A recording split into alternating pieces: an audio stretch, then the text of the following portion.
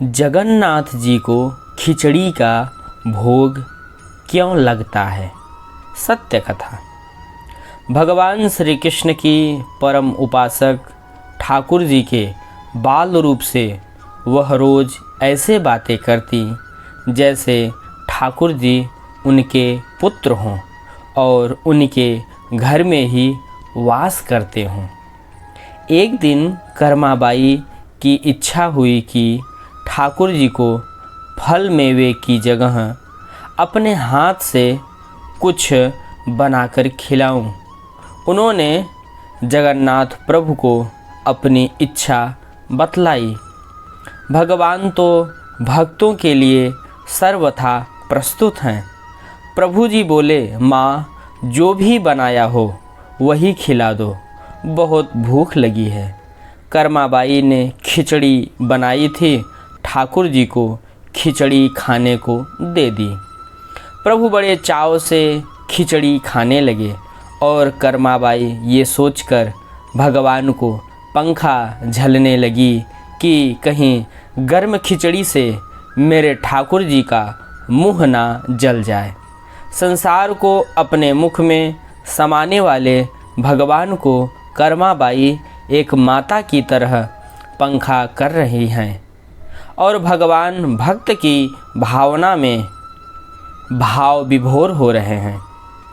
भक्त वत्सल भगवान ने कहा, माँ मुझे तो खिचड़ी बहुत अच्छी लगी, मेरे लिए आप रोज़ खिचड़ी ही पकाया करें, मैं तो यहीं आकर खाऊंगा।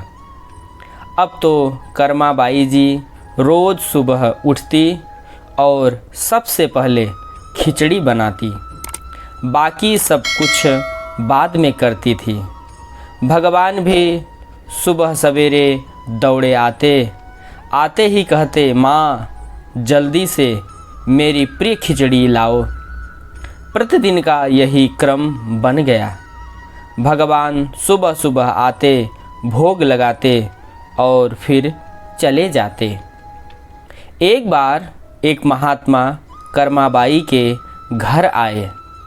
महात्मा ने उन्हें सुबह सुबह खिचड़ी बनाते देखा तो नाराज होकर कहा, माता जी आप यह क्या कर रही हो? सबसे पहले नहा धोकर पूजा पाठ करनी चाहिए, लेकिन आपको तो पेट की चिंता सताने लगती है। कर्माबाई बोली, क्या करूं?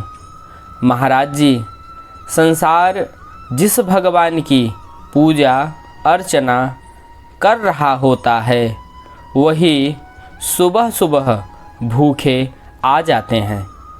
उनके लिए ही तो सब काम छोड़कर पहले खिचड़ी बनाती हूँ।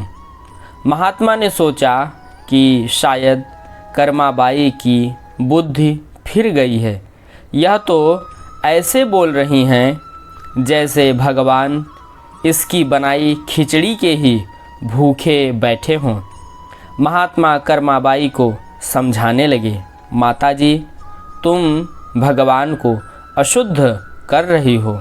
सुबह स्नान के बाद पहले रसोई की सफाई करो, फिर भगवान के लिए भोग बनाओ। अगले दिन कर्माबाई ने ऐसा ही किया। जैसे ही सुबह हुई, भगवान आए और बोले, माँ मैं आ गया हूँ, खिचड़ी लाओ। कर्माबाई ने कहा, प्रभु अभी मैं स्नान कर रही हूँ, थोड़ा रुको। थोड़ी देर बाद भगवान ने फिर आवाज़ लगाई, जल्दी करो माँ, मेरे मंदिर के पट खुल जाएंगे, मुझे जाना है। वह फिर बोली, अभी मैं रसोई की सफाई कर रही हूँ। प्रभु भगवान सोचने लगे कि आज माँ को क्या हो गया है, ऐसा तो पहले कभी नहीं हुआ। फिर जब कर्माबाई ने खिचड़ी परोसी तब भगवान ने झटपट करके जल्दी जल्दी खिचड़ी खाई। परंतु आज खिचड़ी में रोज वाले भाव का स्वाद भगवान को नहीं लगा था। फिर जल्दी जल्दी में भगवान बिना पानी पिए ही मंदिर में भागे। भगवान ने बाहर महात्मा को देखा तो समझ गए, अच्छा तो यह बात है, मेरी माँ को यह पट्टी इन्हीं ने पढ़ाई है। अब यहाँ ठाकुर जी के मंदिर के पुजारी ने जैसे ही मंदिर के पट खोले तो देखा भगवान के मुख पर खिचड़ी लगी हुई है।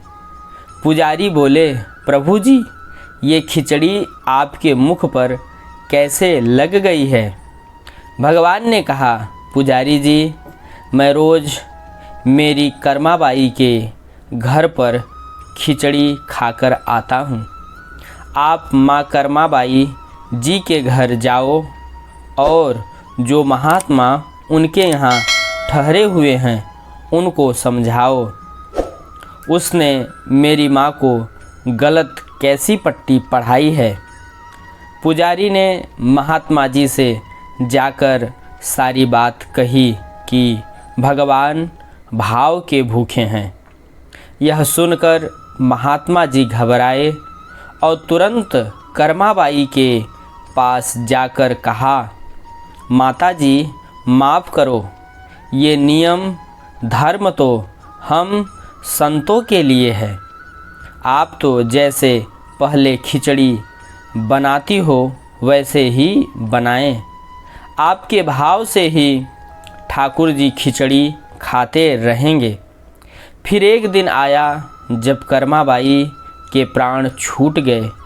उस दिन पुजारी ने मंदिर के पट खोले तो देखा भगवान की आँखों में आंसू हैं और प्रभु रो रहे हैं।